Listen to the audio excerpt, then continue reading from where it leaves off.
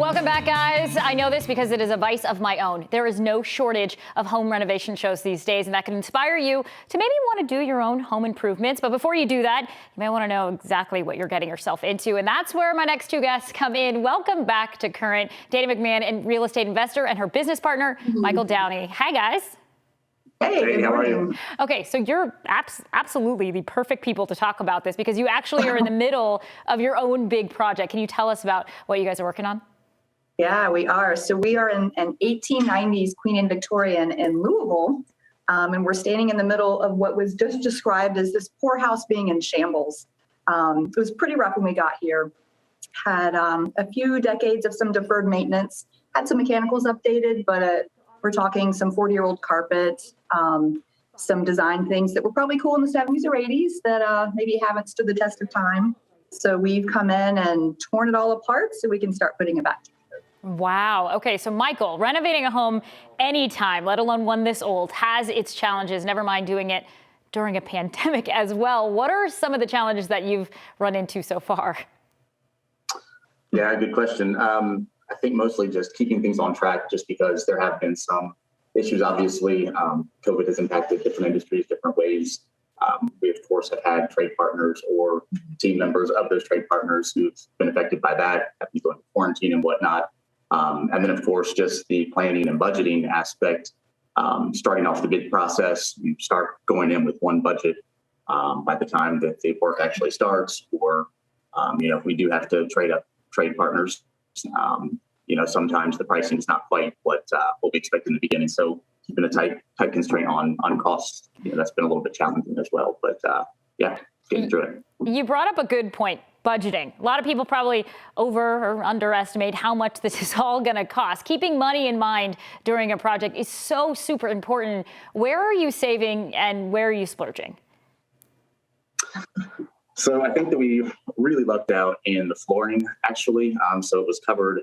Most of the home has, original hardwood floors, of course.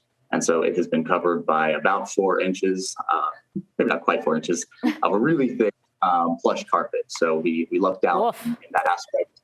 So we're able to actually refinish and maintain the original hardwood floors. So that's been a great cost-saving measure. Some of the splurge will probably be maybe some expensive tile around the fireplaces or something like that, just to do a really high-end design aspect. I think I'm losing the fight of my sensible stainless steel kitchen appliances. I think Miss Dana has some higher end design in mind for the kitchen, so that's always a place. Yeah, Dana, the pandemic has led to some new trends, especially when it comes to design. How are you incorporating some of those trends into this house?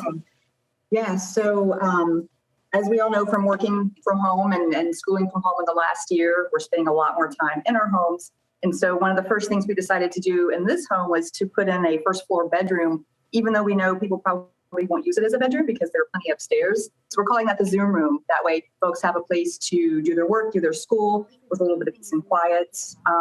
We're also taking advantage of the original design of this house, which is it has rooms. So open concept has not proven to be as popular in the last year or so as we all spend so much time at home. So we've even got down to pocket doors in this house so people can have their own spaces. And then we're going to go with a lot of color. People really want to feel good. They want their houses to make them happy. So we're not going to shy away from some really deep saturated colors.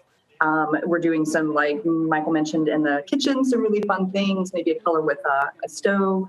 I did a red Bertazzoni range in my own home renovations. So we're looking at some fun options like that, but really just making it a fun, welcoming, inviting place to be because we don't know how long we're going to be spending at home again coming up.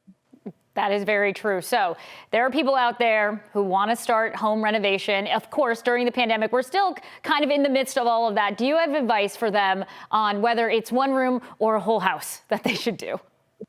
The main thing for me, and I've done a few renovations over the years, is especially if it's your own home, make it for you. It's tempting to want to design based around what a future buyer might want. You don't know what they're going to want, and it only takes one person. I think the main thing is you love it. It's an expression of yourself and your personality. Make it a place that you love. And don't wait. I see a lot of people who wait until they're ready to sell their homes and then they renovate. And that's great. But if you're going to spend that money and that time and energy, why not do it at the beginning when you can enjoy it yourself all the way up until the time you sell it? Michael, do you have any advice? That's a great point. People so many times, in real estate, they're always thinking about, before resale, and of course you want to be mindful of resale, but it is your home. You're going to grow into the home and make changes along the way. So, I think that's a great point to, not always do things just for the resale. This is your home. You spend a lot of time, a lot of life in the home, so it's for you. Yeah, renovate it so you can enjoy it, not the next buyer. Right. Dana McMahon and Michael Downey, thank you so much. Good luck on the rest of your project. Thank you. Thank you so much.